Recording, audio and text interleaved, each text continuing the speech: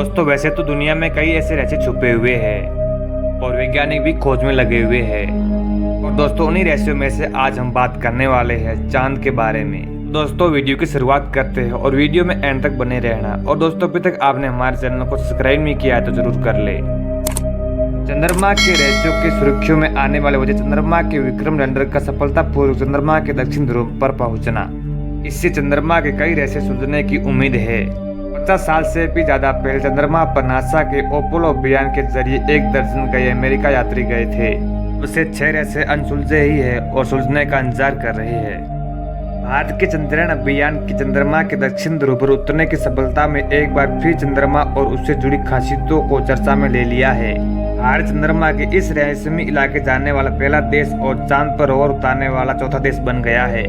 आखिरी बार 1972 में इंसान चंद्रमा पर पहुंचा था, लेकिन इतना लंबा समय गुजरने के बाद भी चंद्रमा के कई रहस्य कायम है और अनसुलझे हैं। पिछले कुछ सालों में जब से नासा ने चंद्रमा पर इंसानों को फिर से पहुंचाने की कवायद शुरू की है, एक बार फिर चंद्रवेशन शुरू हो गया है। लेकिन 6 रहस्य ऐसे हैं जो अब तक अनसुलझे हैं, पहले बने हुए हैं। वैज्ञानिकों ने चंद्रमा के निर्माण के बारे में कई तार्किक सिद्धांत दिए हैं, लेकिन कम लोग जानते हैं कि यह वास्तव में आज भी रहस्य ही है कि चंद्रमा कैसे बना, उसका पृथ्वी से किस तरह का नाता है, यह पता नहीं है।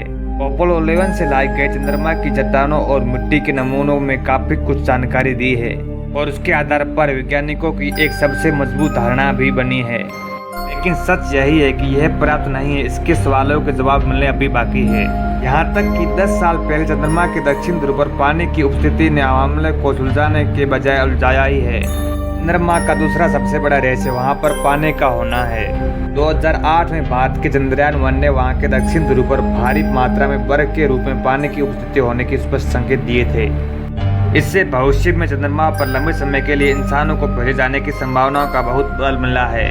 लेकिन यह कोई नहीं जानता कि यहाँ पर पानी कैसे आया, अब तक कैसे कायम रहा। इस पर कोई थ्योरी तो है, लेकिन इसकी पुष्टि नहीं हो पाई। और दोस्तों उम्मीद की जा रही है कि यह गुंथी अब ज्यादा लंबी नहीं खींचेगी। भूकंप के झटके पृथ्वी के आंतरिक भू संरचना की संकीर्णता के कारण आते हैं, लेकिन चंद्रमा पर भूकंप क्यों आते यह रहस्य है। अपोलो युग में चंद्रमा पर प्रतिस्थापित किए गए हैं।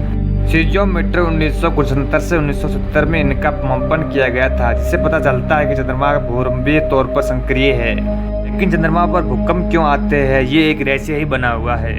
चंद्रमा को लेकर एक बड़ी उलझन वहां के दक्षिण ध्रुव से संबंधित है, जहां पर हमारा चंद्रयान 3 के विक्रम लैंडर और प्रज्ञान रोवर उतरे हैं। इस ध्रुव पर सौरमंडल के सबसे बड़े इम्पैक्ट क्रेटर के नीचे बहुत ही विशालकाय भार छिपा हुआ है।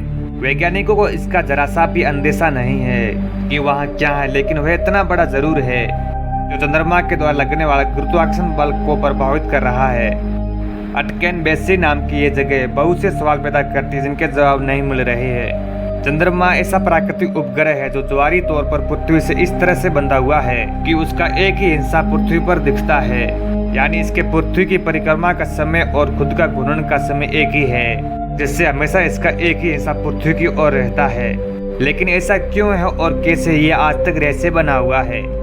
इस टाइडल लॉगिंग कैसे पनपने या शुरू कैसे हुई, इसी अंतरिक्ष सवाल है। चंद्रमा बेशक एक बहुत ही रहस्यमय जगह है जहाँ पर किसी तरह से ज्वालामुखी उत्सर्जन का तो अवलोकन लंबे समय से नहीं देखा गया, लेकिन सोच सुझाते हैं कि यहाँ ज्वालामुखी करीब 10 करोड़ साल पहले सक्रिय हुआ करते थे। लेकिन समस्या यही है कि हमारे पास ना तो चंद्रमा की ज्वालामुखी सक्रियता की ज्यादा जानकारी है और ना ही वहाँ की कोई भूरंभीय स्थिति। लेकिन उम्मीद की जा सकती है कि चंद्रमा के नए नमूने इस मामले में मददगार हो सकते हैं। तो दोस्तों यह चंद्रमा की आपको जानकारी कैसी लगी? अगर अच्छी लगी तो लाइक और कमेंट जरूर करें। और दोस्तों अभी तक आपने हमारे चैनल को सब्सक्राइब नहीं किया है तो जरूर करें। जय हिंद, जय भारत।